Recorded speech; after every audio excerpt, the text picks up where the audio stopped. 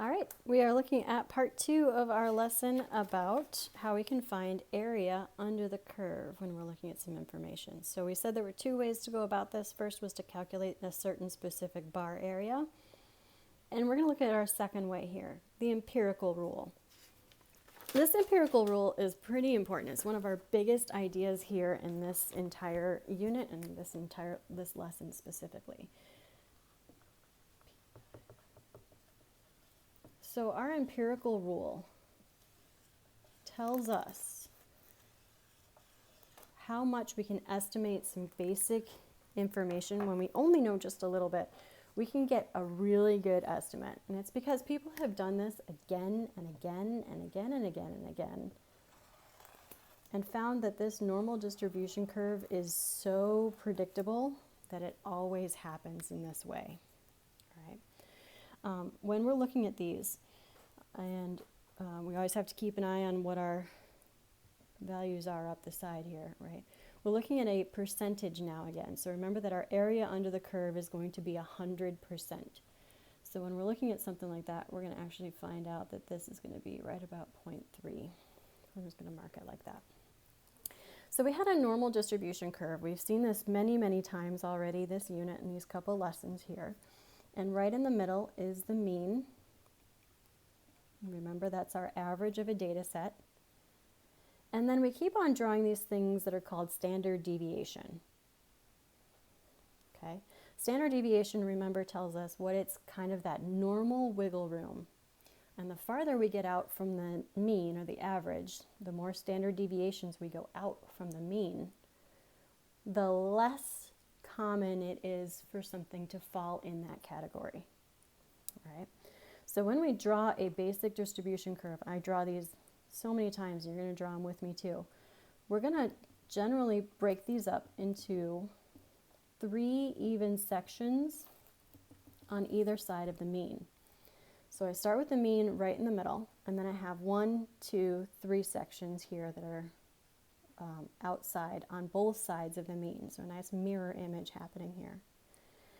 And what we would do to find these categories is that this is saying that we're going to add 1 standard deviation to the mean, and here we're going to subtract 1 standard deviation from the mean. Here we're going to add 2 or subtract 2. And again, the farther away we are from the mean, the less rarely something happens. To the point that when we get to 3 standard deviations away from the mean, the odds of it happening outside of those values is really, really small, right? It is minuscule. It's like 1%, okay? So let's start putting some numbers to this so that you have some context. Let's say that we're talking about SAT scores.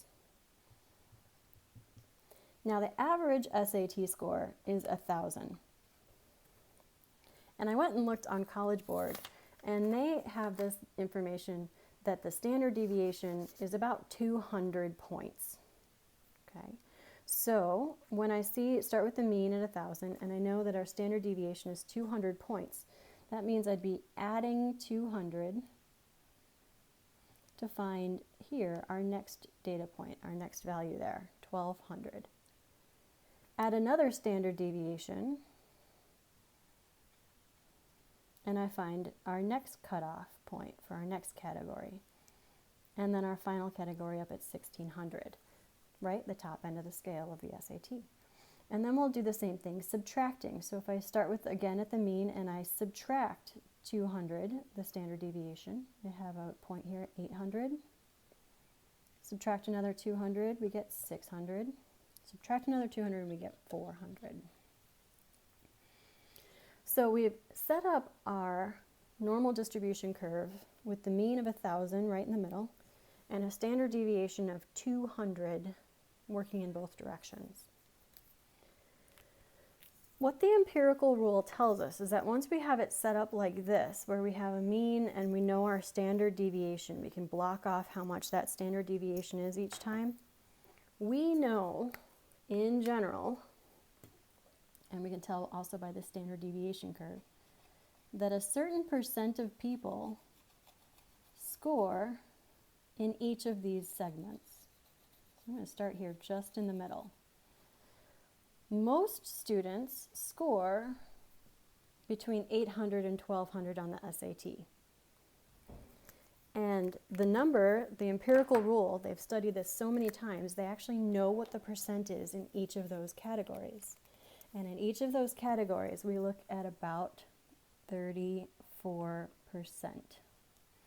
in each one. Now you'll see some places that will break it down even more. It's actually 34.1%, I think it is. But what this tells us is that if we have a mean right in the middle at 1,000, when I look at these two values together, 68% of students who take the SAT score within one standard deviation of the mean. 34 below and 34% above. Okay. So if I know that our school is going to test, say, 100 kids, 100 students, I know 68% of those students are going to be between 800 and 1200. We also know, because of the empirical rule, that fewer students are going to fall into these categories in here. So ones who are scoring between 12 and 1400, and ones that are scoring between 600 and 800 on the high end and on the low end. And those percentages for each of those segments is 13.5%. And you can write these numbers down. It's a good idea to have these numbers that we're looking at for each segment and these grand totals down here. What that tells us is that if we look within 2 standard deviations of the mean, we're going to find not only the 68% that's here in the middle, but now we're going to be adding another, 27% to that. And so we're going to find within 2 means of the average of the, or 2 standard deviations of the mean, or the average, we're going to find 95% of students score within 2 standard deviations.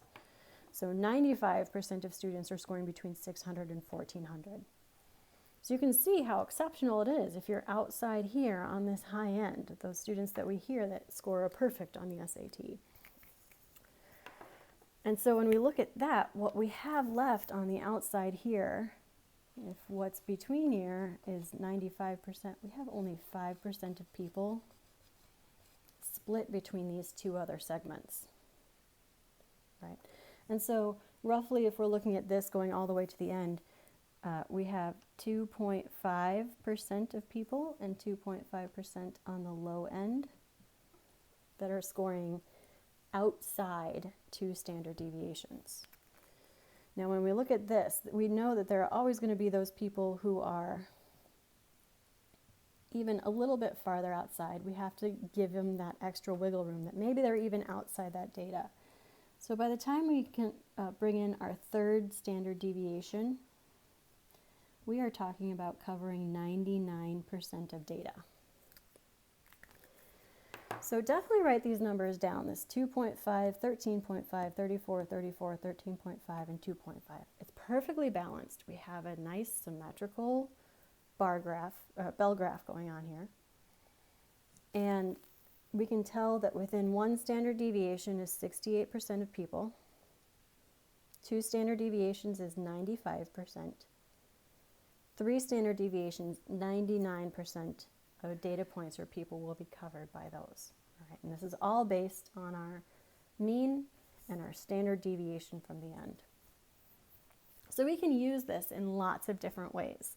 If I stay with my SAT example, I might say, well, hey, how many students score, or what percent of students would I expect to score from 1,000 to 1,600 on the SAT?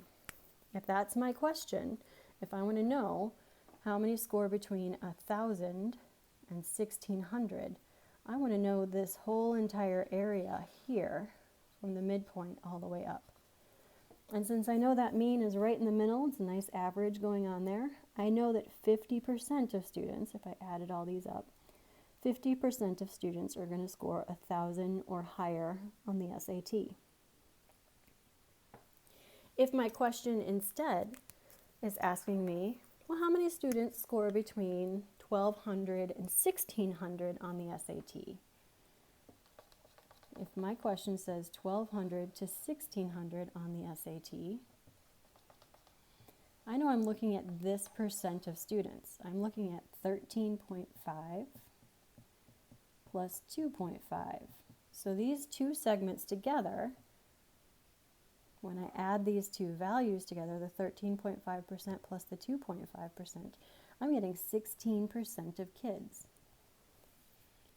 So you can start to see that there are some questions we can say like, hey, if my school has 800 people taking the SAT in it, and I want to know an estimate of how many people are going to score from 1,200 to 1,600, I can say, well, I want to take 16% of, did I say 800 students? I think I said 800. 16% of 800 students who are taking it, I would expect to see 128 students score between 1,200 and 1,600. Now this rule applies all the time. That's why it's called the empirical rule. It's true throughout the entire empire. And I wish I knew which empire made the empirical rule, whether it was the British Empire or the Roman Empire. But you're going to see this over and over and over again. And we can use lots of different applications to help us estimate how many people we're going to see. These numbers, though, that you see here on my board, they're going to be happening a lot, so write them down. You're going to need this information: 2.5, 13.5, and 34. 68% within 1 standard deviation, 95% total within 2, and 99% are within 3 standard deviations from what is considered absolutely average. All right. If you need to watch this video again, you can certainly do so. We're going to have some others posted to help you out. But there's our empirical rule. That's going to help us identify some information going on there. I do want to show you